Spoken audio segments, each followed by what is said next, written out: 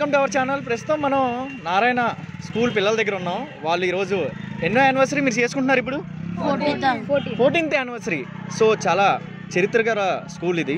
So Narayana అనగానే మనకు తెలుసు కదా, టాపర్స్ అందరు ఇక్కడ ఉంటాడు అండ్ ఏ టాలెంట్ అయినా ఇచ్చబడేస్తారు అంతే.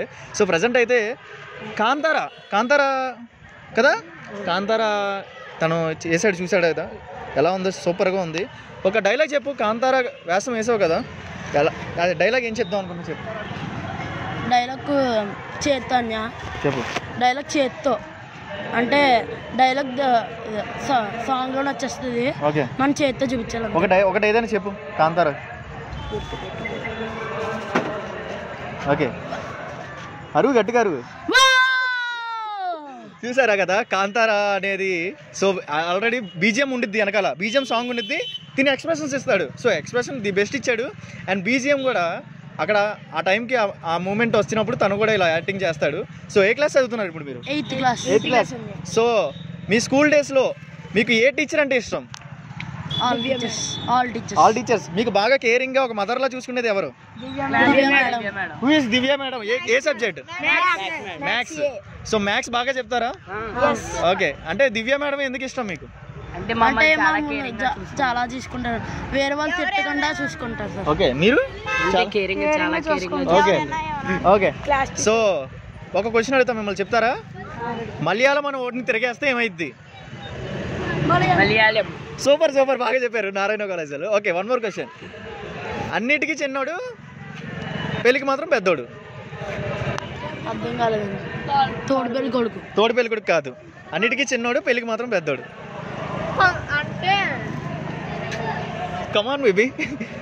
అన్నిటికీ చిన్నోడు, పెళ్ళికి మాత్రం పెద్దోడు. కాదు చెప్పేనా? అన్నిటికీ చిన్నోడు, పెళ్ళికి మాత్రం పెద్దోడు, చిటికిన వేలు. ఇది పెట్టుకునే కదా రన్ చేస్తారు. Okay, last and final question. ఓకేనా? Present. Okay, last and final question అడిగేస్తున్నా. అడుగుతున్నా.